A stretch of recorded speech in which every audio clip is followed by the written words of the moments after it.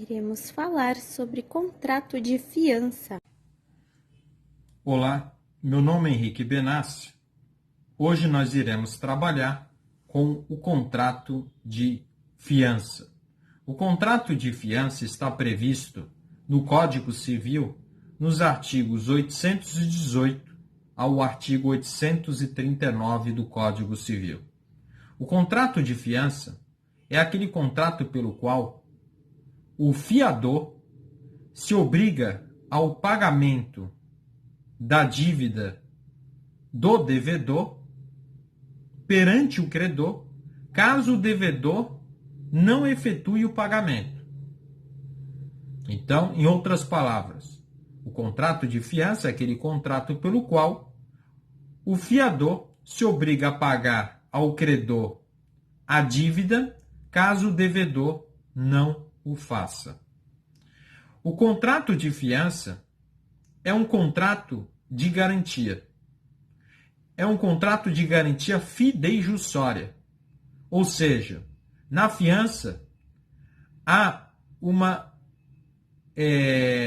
garantia pessoal. Há uma garantia pessoal. Ou seja, obrigacional. Tanto a fiança quanto o aval, nós temos uma garantia pessoal, fidejussória. Diferentemente da hipoteca, por exemplo. A hipoteca é uma garantia de direito real. O contrato de fiança é um contrato acessório. E sendo um contrato acessório, o contrato de fiança precisa da existência de um contrato principal. Aplica-se, portanto, no contrato de fiança, o princípio da gravitação jurídica. É a ideia de que o acessório depende da existência do principal. O acessório, que é a fiança, depende de um contrato principal. O contrato de fiança, ele não existe, por ele mesmo. Ele depende sempre da existência de um contrato principal, de um contrato fim. Essa é a ideia do contrato de fiança. De modo que a nulidade do contrato fim acarreta a nulidade da fiança. Nulo o contrato fim, nula será a fiança. Com exceção da incapacidade do devedor. Porque o fiador, ao prestar a fiança, ao celebrar o contrato de fiança, ele garante a incapacidade do devedor. Aqui temos uma exceção, que está previsto no parágrafo único do artigo 824 do Código Civil. A exceção é o caso do contrato de mútuo. Se for dada fiança num contrato de mútuo, e se o mutuário for menor, nesse caso, o fiador não ficará responsável, pela incapacidade do mutuário. Isso está previsto no artigo 824, parágrafo único do Código Civil.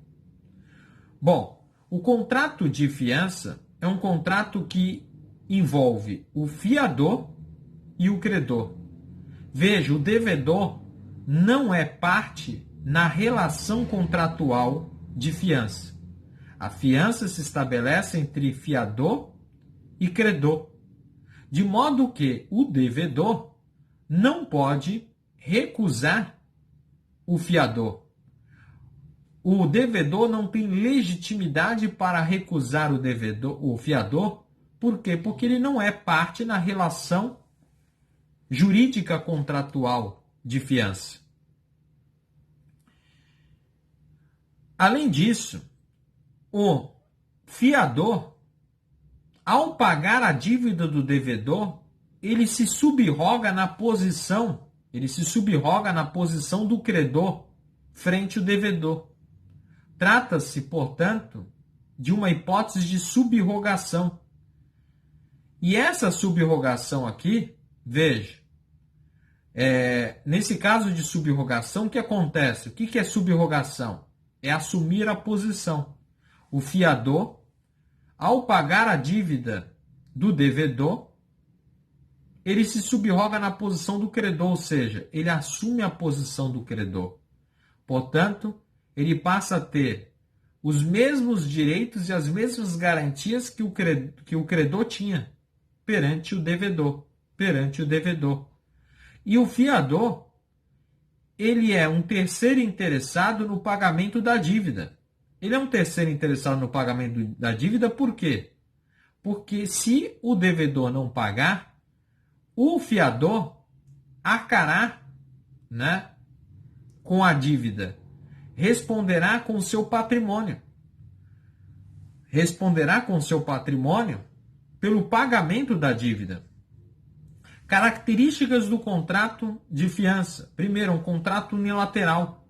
O contrato de fiança é um contrato unilateral, de modo que somente o fiador assume obrigação. Somente o fiador assume obrigação. O contrato de fiança, em regra, é um contrato gratuito. Logo, o fiador só tem ônus, não tem vantagens. Não tem vantagens. Agora, nós temos, excepcionalmente, uma fiança onerosa. É possível fixar uma contraprestação, uma remuneração ao fiador. É o caso, por exemplo, da fiança bancária. Nesse caso, né, de fiança bancária, por exemplo, o banco que atua como fiador, ele tem uma contraprestação, uma remuneração por isso. O contrato de fiança, né, normalmente é um contrato intuito personae. As características do fiador são levadas em consideração. Então, a intuito personae. Levam-se em consideração as qualidades, as características do fiador. O contrato de fiança é um contrato formal, solene. O contrato de fiança tem que ser feita na forma escrita. Não se admite fiança verbal. Nula será a fiança feita verbalmente. Ela necessariamente terá que ser feita por escrito. Sendo a fiança um contrato gratuito, a interpretação a ser dada no contrato de fiança é a interpretação restritiva, por força do artigo 114 do Código Civil. O artigo 114 do Código Civil diz que os negócios jurídicos benéficos devem ser interpretados de maneira restritiva.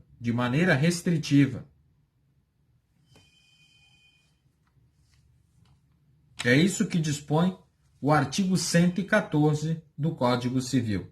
E vimos que também, em relação à característica da fiança ser um contrato solene, formal, exigindo-se a forma escrita, isso significa dizer que a forma escrita do contrato de fiança é ad substatem e não ad probationem. Ou seja, a forma escrita do contrato de fiança é da validade do contrato.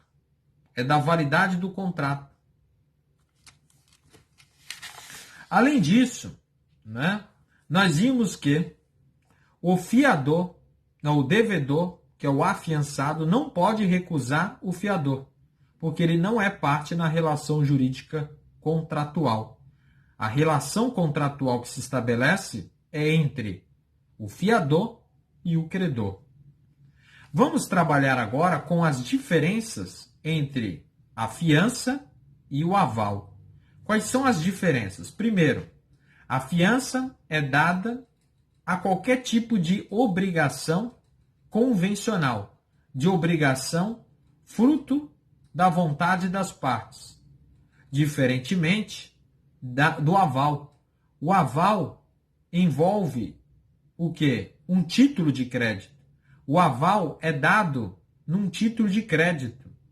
Portanto, o aval é um instituto do direito cambiário. né? O aval, em regra, deve ser dado aonde? Na frente do título, no anverso do título, ou seja, na frente do título, podendo ser feito no verso desde que se mencione que aquilo ali é um aval.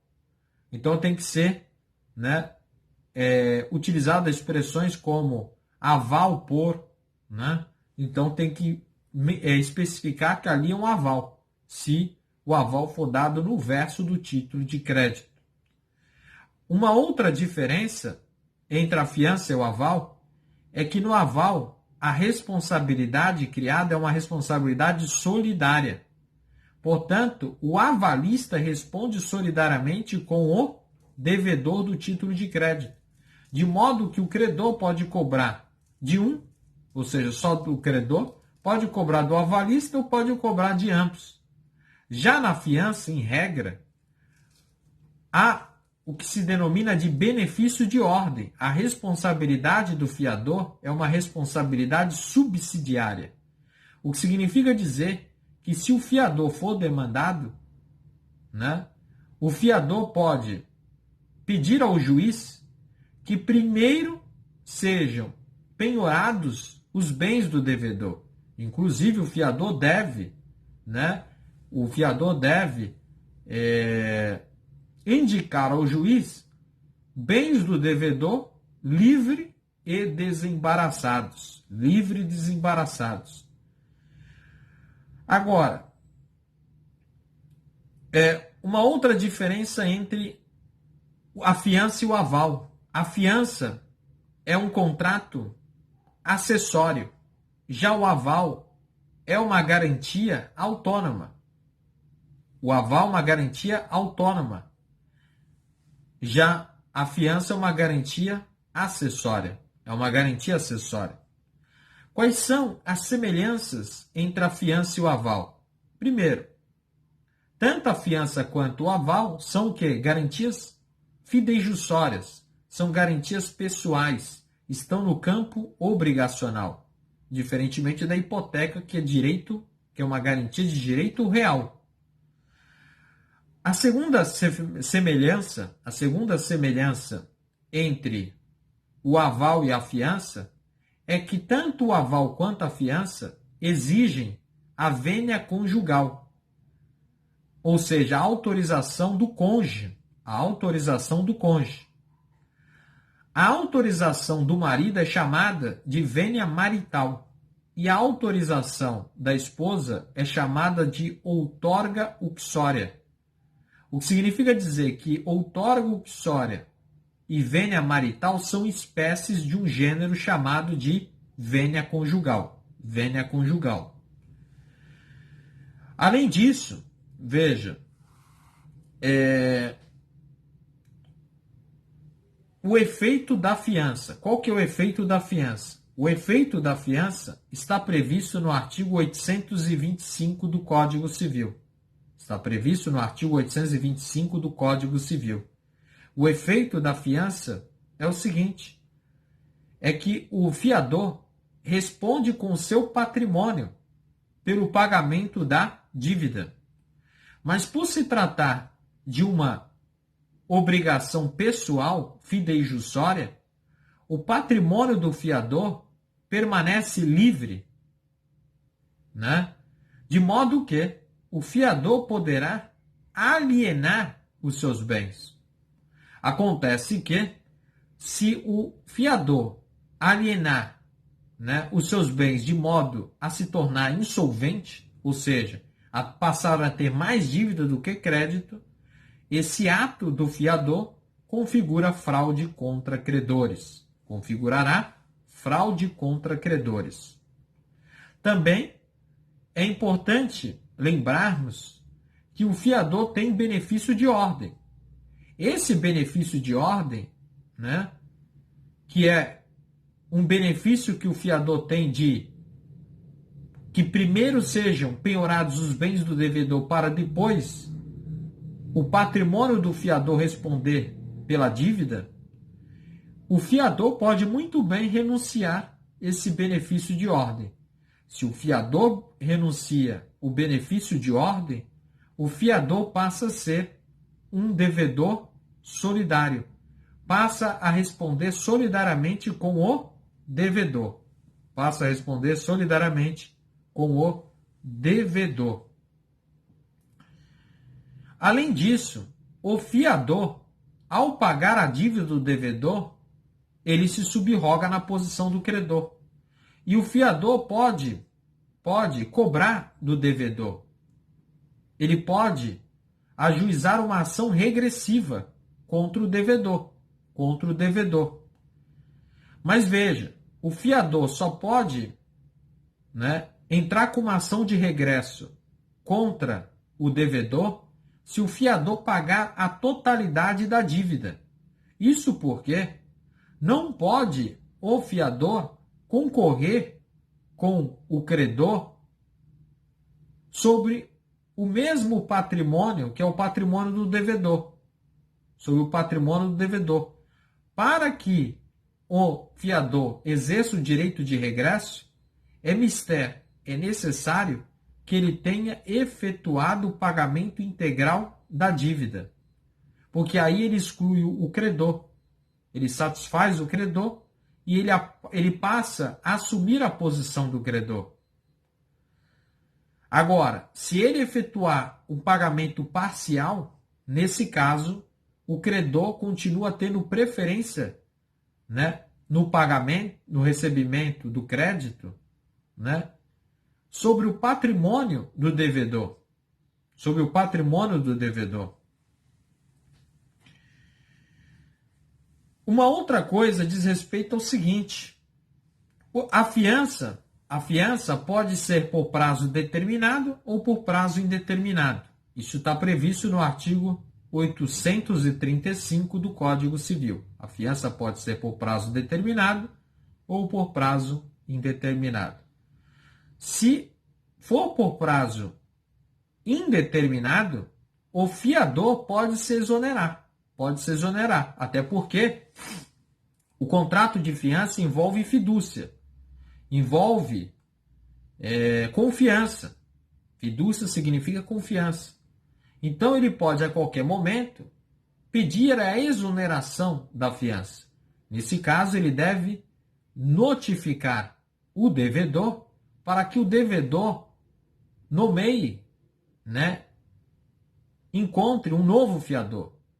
Acontece que o fiador, depois de notificado o devedor, pedindo a exoneração, ele ainda continua responsável pelo prazo de 60 dias a contar dessa notificação.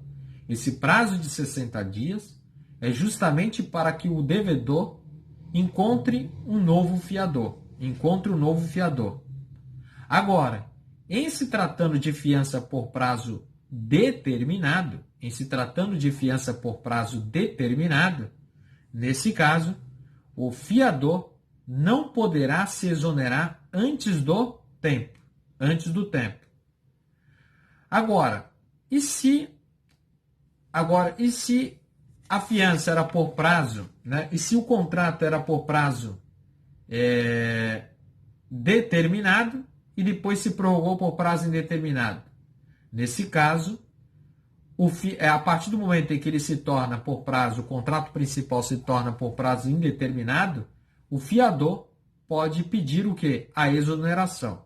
Se assim não o fizer, ele continuará responsável pelo pagamento da dívida. Ele continuará como garantidor da dívida. O contrato de fiança se extingue pela morte do fiador.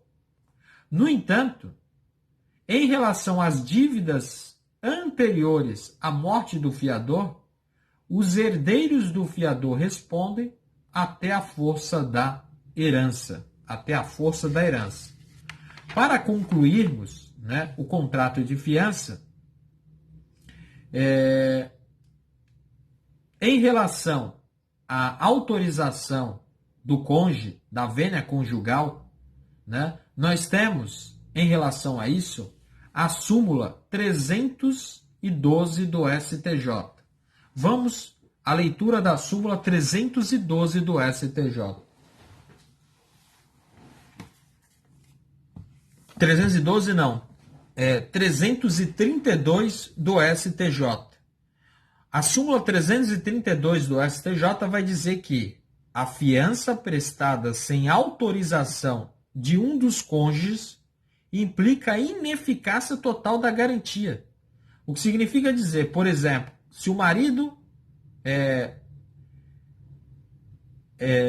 se comprometeu a ser fiador, e se não houve o consentimento da esposa, por exemplo, haverá ineficácia total dessa garantia de fiança. Então, nesse caso, não obtendo o consentimento da esposa, inclusive o marido, né, não responderia pela dívida. Não responderia pela dívida, segundo a súmula 332 do STJ.